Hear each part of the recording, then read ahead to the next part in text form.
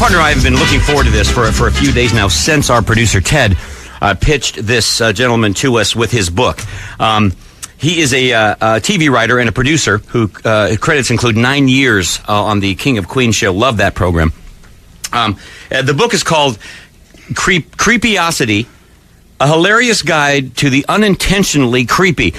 David, welcome to the program. Hey, guys. Thanks for having me on. David, I got to say, we get pitched a lot of authors, a lot of books, and some of them we just know they're going to be cheesy. Some of them we know, hopefully, they're going to be entertaining. I will say that when Ted was pitching this, he handed me the book. I opened it up, and I saw the first one, and I cracked up, and I could not put it down for 2 hours. Great. I love you. And which one? Grandma Candy. Grandma Candy. Very creepy. It's just creepy. The book is it states the creepy thing, and these are everyday things you run across in life, people, things, and then it has a picture of it. But I always remember going to my grandma's house, and I'm a kid. I love candy, but in that glass, smoky, bubbled bowl, there were what the hell are those? You don't know what they are, and you go to grandma's house when you're 7, and you go back when you're 20. It's the exact same candy. Now, we also know this guy's work, though you weren't maybe aware it was him. He was a writer and producer for 9 years on The King of Queens. David, that show was not only funny when it was on the air, but its shelf life has been strong. It's funny to this day. Thank God, because I get residuals. So, yes, yeah. Mailbox money. Thanks. No, I mean, it was a great experience, and my kids love it, which is, the best thing of all. They watch it every day, which is great. Now, in putting this book together, and would you call it? I keep calling it kind of a coffee table book because it's not a novel, but it's just. Yeah. Some people say coffee table, some people say bathroom book. Yeah. I'm fine. Whatever it is, as long as you read it, it's great. Well, David, for me, there were many, but for me, I really got a kick out of grown men who wear Boy Scout uniforms. That's the one. Creepy. That's the winner right there. Because I was a Boy Scout and I was like maybe 10, and these grown adult men wearing the same uniform as me, and it was very creepy. It's very creepy, especially when they're within the troop, but when you see them out of context, that's when it gets really creepy.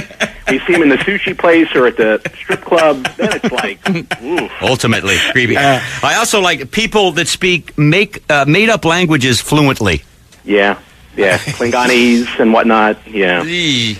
People, I think the formula for the whole thing is it's great when you love something and you're proud of something, you have a lot of free time to work on something, but when you rub it in our faces, that's when it gets creepy.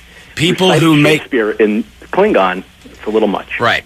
People who make their maids wear the actual maid uniform. Yeah. Creepy. Yeah.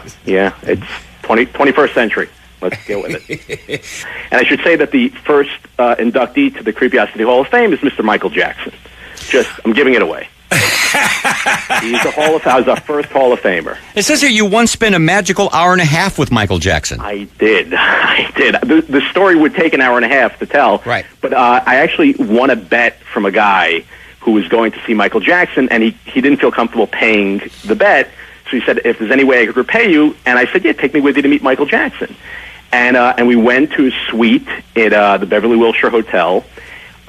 He opened the door singing, "You Are Not Alone," as he opened the door. Oh, wow. He wore a piece of Scotch tape over his nose, and he told us that it was because he had allergies. Allergies. I have allergies. Because when you have allergies, you usually put a piece of Scotch tape over your nose. That made sense to me. But the highlight of the whole thing is we were talking about movies, and what's your favorite movie? What's your favorite movie? And he told us what his favorite movie was. And if I wrote it, you go, that's ridiculous. You can't. Don't even say that. It's so impossible that he would say this. Want to guess what his favorite movie of all time? Well, I know he was a big nut on Disney films. Yeah. Is it a Disney film? No. Is it a horror movie? No. Well, okay. Depends on how you look at it. You ready? Yeah. Drum roll. What's your favorite movie, Michael Jackson? Boys Town. Oh, boy. Well, that's... Oh, boy. I couldn't stop laughing. And if you're Michael Jackson, just say Die Hard. I mean, yeah, right. It's too obvious. It was great. It was very, very special. I loved one of the reviews on the back, the review of your book, Creepiosity, a comment by Patton Oswalt, comedian, actor, writer. He says, finally, comedy written by a Jew. Yeah, we finally made it in the comedy world. This is it. One of them, and I can so relate to this because I watched it every Sunday because it was the only kids show, Davy and Goliath. Horrible, right? Did it make you feel uncomfortable, or were you okay? When I was a kid, Yeah.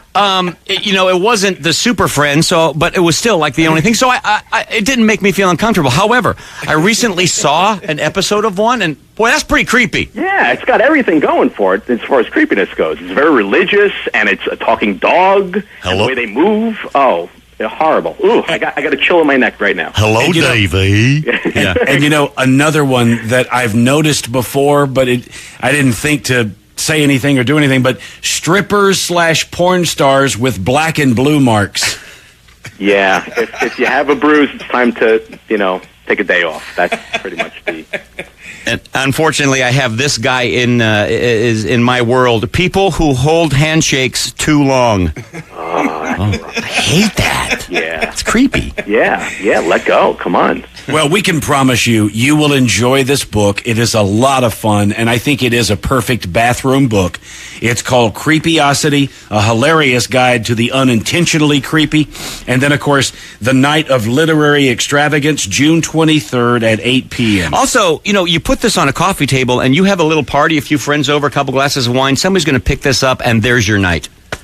I like to think so. Yeah. And people are sending in to the website all their ideas, which is great. Cool. So I'm getting, fodder for the next book, but also it encourages people to think a little bit what creeps them out, which is fun. All right, Dave, take a minute. Would you please run down for us Dave's top 10 countdown of creepy dad things? I'd be happy to. I prepared this. The whole Creepiology Institute prepared this list. Okay. Number 10, the creepiest dads, is the dad who kisses his grown kids on the lips. Number 9, creepiest dad, is the dad who wears his bathrobe outside. Number 8, creepiest dad, the dad who wears his bathrobe outside on a windy day. Ooh, that's not good. Number 7, my favorite, the dad who is way too into your first girlfriend. Creepy. Yeah, back off there, Pop. She's mine. Number 6, the dad who has highlights in his hair. Yeah. Number 5, the dad who sunbathes in the front yard. Not the front yard. We passed those guys. And going along with that, number 4 is the dad who has the thong tan line. Oh. Number 3, this for me is creepy. I don't know if everybody else, but the dad who texts. You don't want your dad doing the LOL. It's a little creepy. Right. The number 2 creepiest dad is a dad who's still a headbanger in his 60s or 70s. Yeah. And the number 1 creepiest dad, Joe Jackson. I don't think anybody can argue with that one. David Bickel, author of Creepiosity, the hilarious guide to unintentionally creepy. Listen, David, it's been a joy. Please come back on the show. I'd love it. Thanks so much, you guys. Thank you, David. Take care now. We'll do business, and we will return. It's the Mark and Brian radio program.